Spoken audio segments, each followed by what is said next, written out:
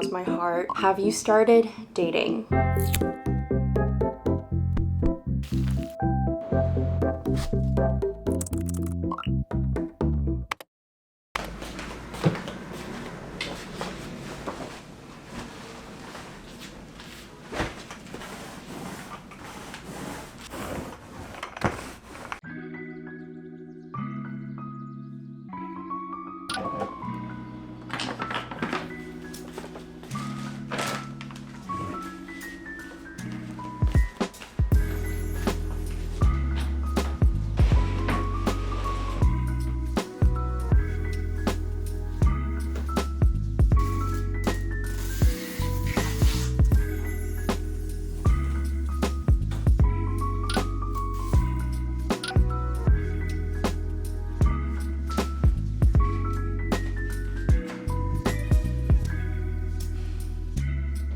It's just a couch, Julia.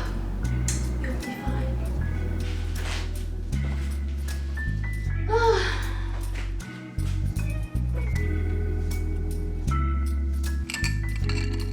When I'm at home, I like to clip up my bangs.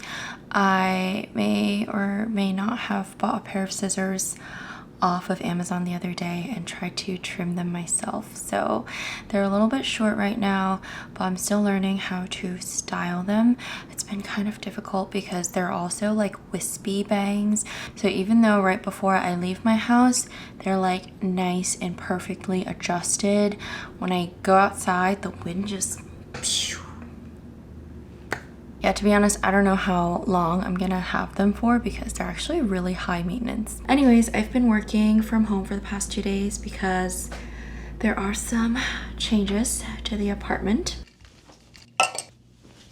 Specifically, this new change. For my OG viewers, you guys will remember the lore of that couch.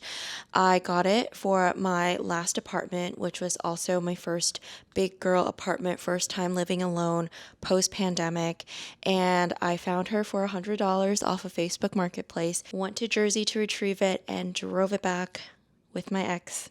So there's a lot of memories associated with that couch. So although I had a lot of separation anxiety with it, I really felt like I needed to let it go so that I can welcome this new chapter in my life. So yeah, this is the new couch.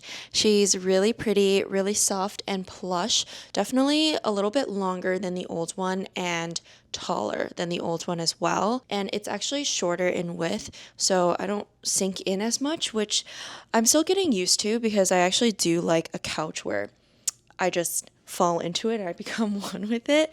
But it's actually really long and really nice, and it comes with these nice pillows. So I've just been trying to get adjusted to it. I feel like this is quite a big change. Too much change at one time is not good, but small, constant change is good because I really just believe that we're not supposed to stay stagnant. We'll face challenges and we'll face hurdles, but at the same time, we'll encounter growth along with it. This is a new era. I am also staying home today, one, because I got really lazy to go into the office, but two, I also have to build a new shelf for my desk area too. So maybe we can do that now since we're on our lunch break.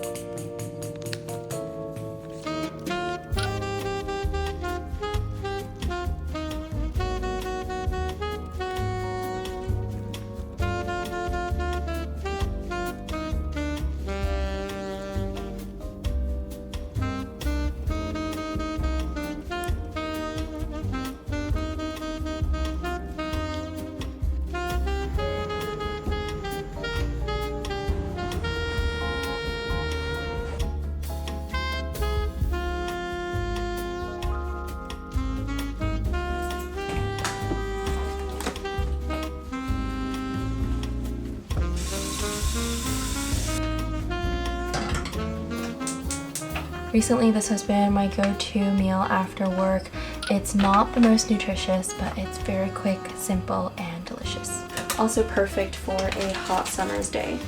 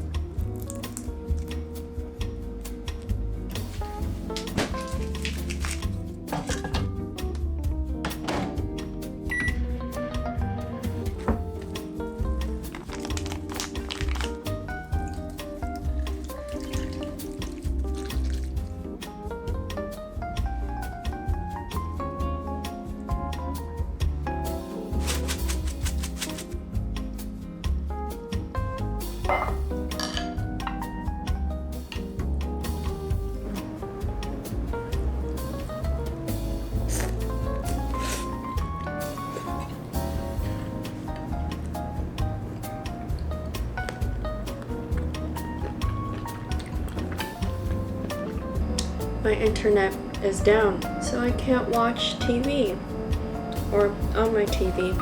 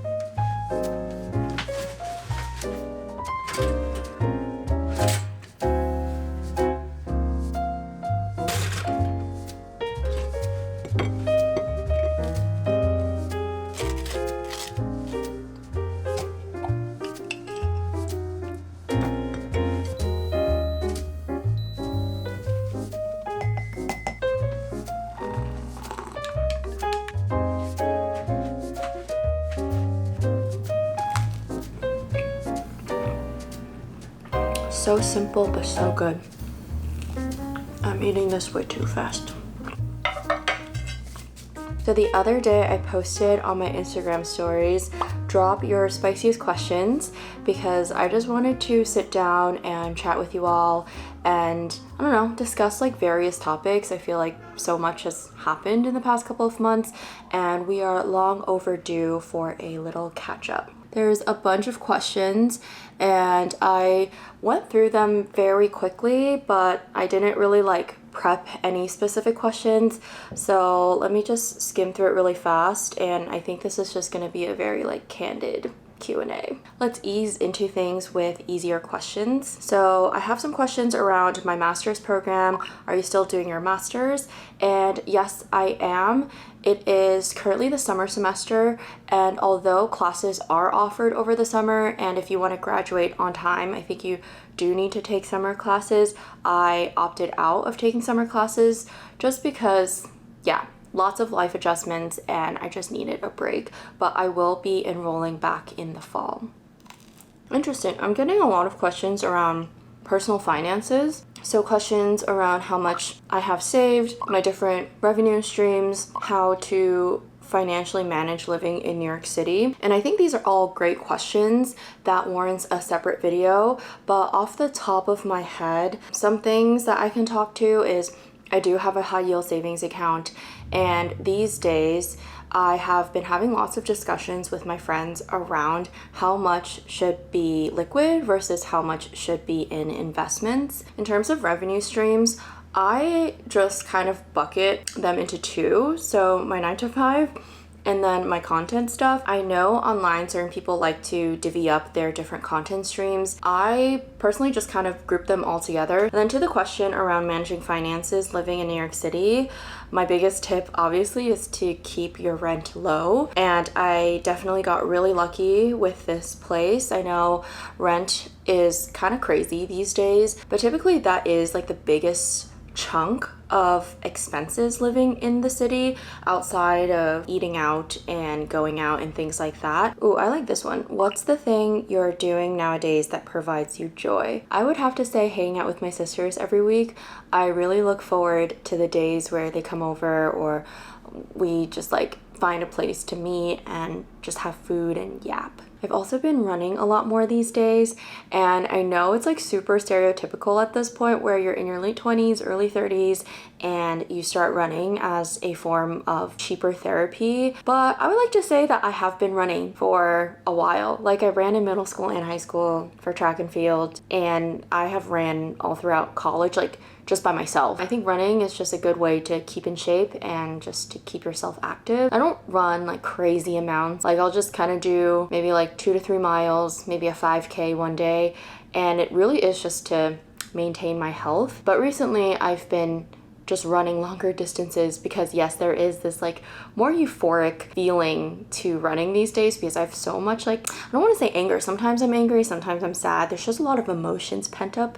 So running does help release a lot of that. Okay, let's get into the bulk of the questions that I received, which is around my breakup. Mostly everyone has just been asking me how I've been feeling recently, how's my heart. I think you guys really just wanted to check up on me, and I really appreciate that. I felt so loved and so cared for. I don't know, how have I been feeling recently? I feel a lot better these days. I think I've kind of gone through a lot of the stages of grief. I'm just slowly learning to be by myself again. The first month to like 2 months of the breakup, I couldn't stay in the apartment by myself. I couldn't sleep by myself. But now, like, I'm really comfortable. Obviously, there's a lot of changes that I made. I wouldn't say it's completely different, but there's good amount of change here and a good amount of time has also passed, obviously. So yeah, I've been doing a lot better. The saying truly is time does heal all, and